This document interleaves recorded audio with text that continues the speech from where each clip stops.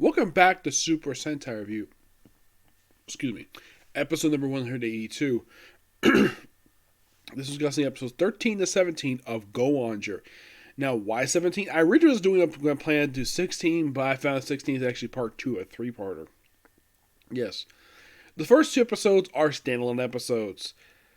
13 is simply put this. Basically, there's this woman named Pumpkin who is basically, trying to be kidnapped by the Gnark.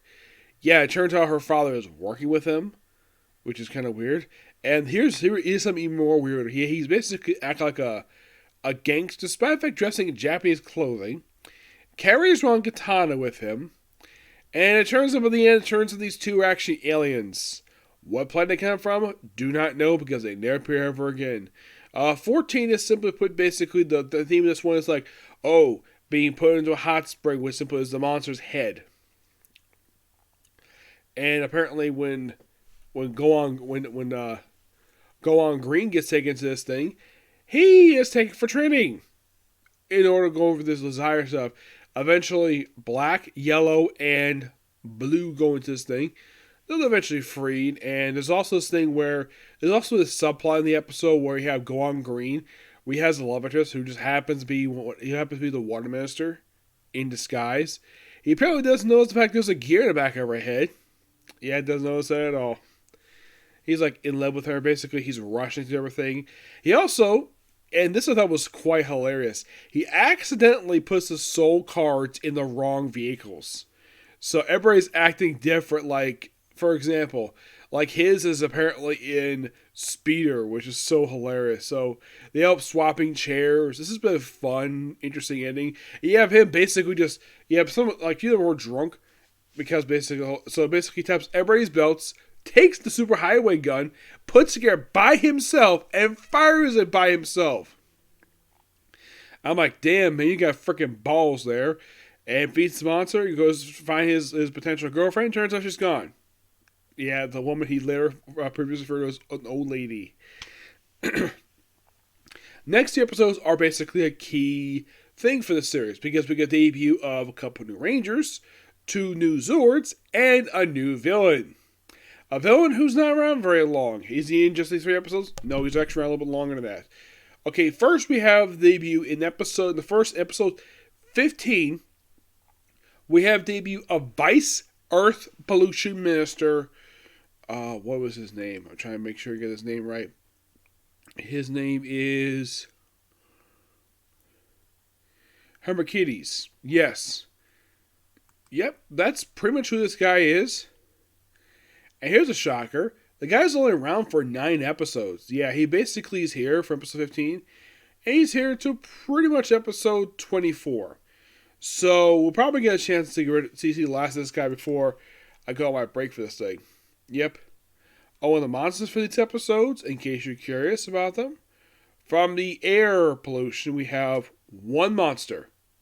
Actually, no, he doesn't have any monsters, surprisingly. Water, she's got Hagai Bunky, Pop Bunky, Aura Bunky, and that's it. She's got 3 monsters. Savage Earth, he's got frickin' 1 monster. Hepa. That's it. Surprisingly, 15 doesn't feature a monster. Not really. I thought that was kind of weird. By the way, along with the debut of him, we also see the debut of Tricopter and Jetus.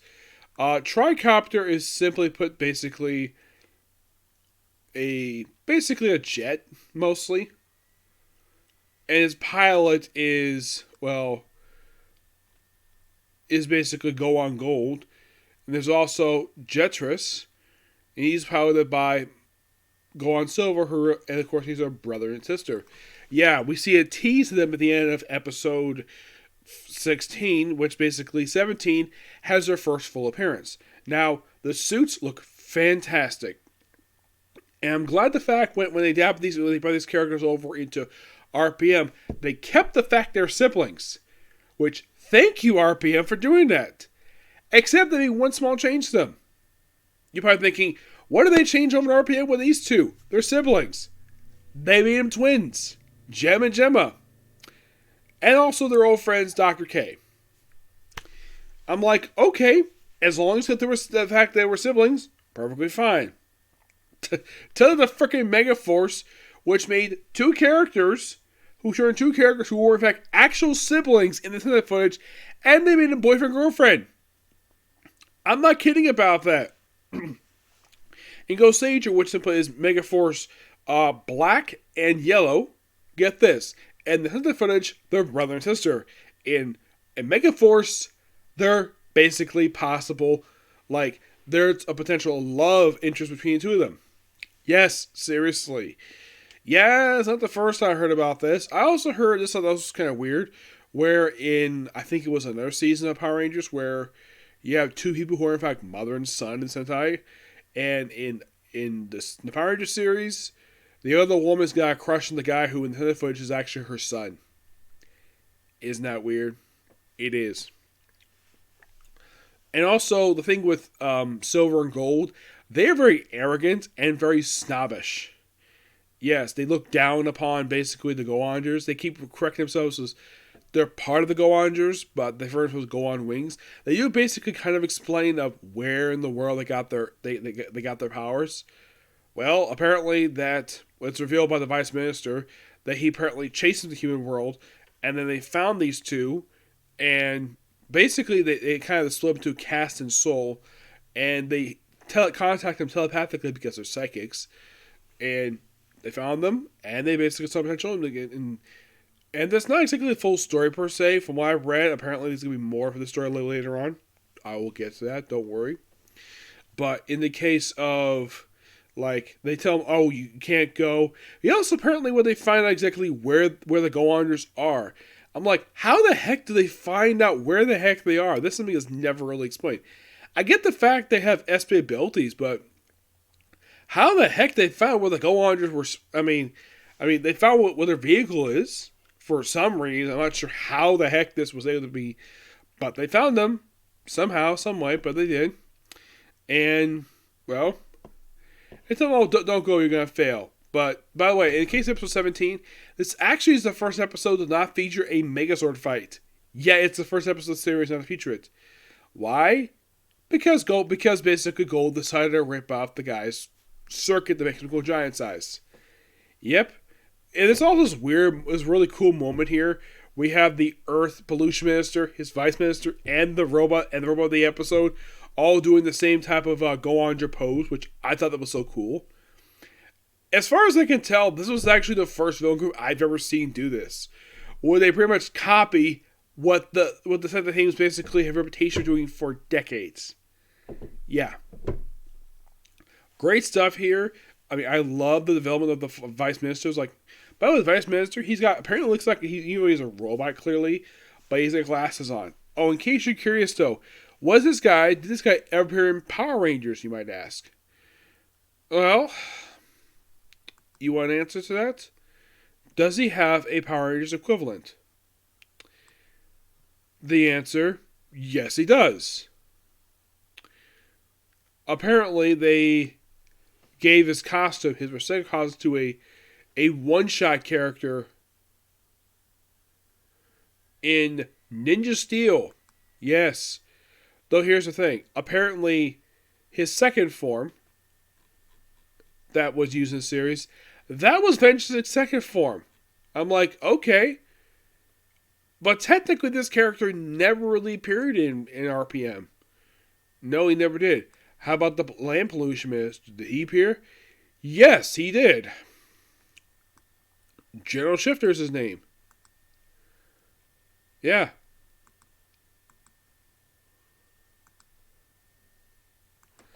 Yeah, he did appear. Mm-hmm.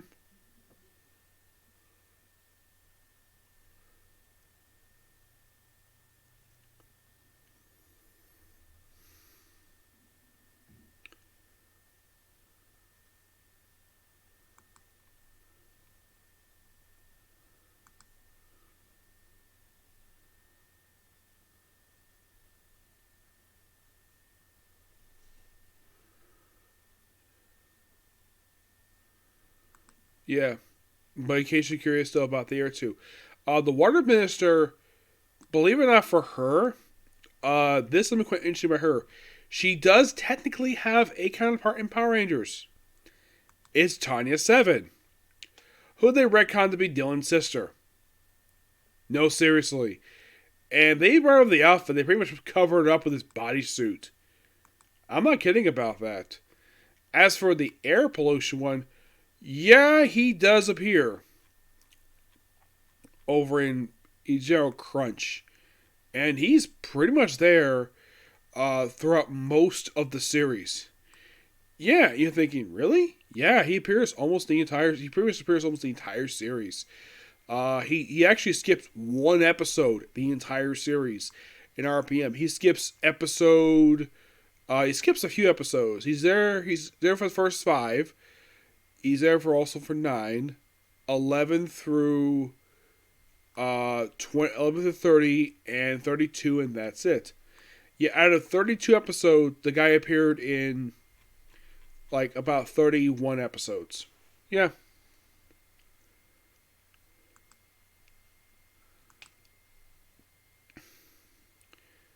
But at least he's there.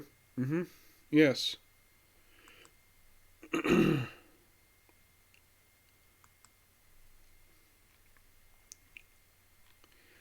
But yeah, I'm still enjoying this series. As of 17, basically, even though I've got about 8 more episodes left before I take a break, overall for the whole series, let's see. I think I have about 30. I think it's like 33 left. Yep, 33 episodes left to go for the entire series. Yep. But I will come back to it after I finish up. Once I get 25, I will stop there and do JoJo. And then come back pretty much rested. But this is a definitely really enjoyable series so far. And unlike previously, when I originally started watching this series about 5 years ago, I didn't get very far with it. I only got to like episode 4 or 5 and I stopped. And then basically moved to something else and never came back to it. And now here, I'm way past episode 5. I'm up to episode 17. Yes. By the way, in case you're curious though, how many more, like, after I finish the series, like, how many more series are left where I did start but I didn't finish? There are 2. Kaku Ranger and Hurricane Ranger, 2 ninja series. They'll discuss the future, don't worry about that, okay? Yeah, that's it, particular view. Stay tuned later on for more stuff, okay? Next video. Bye.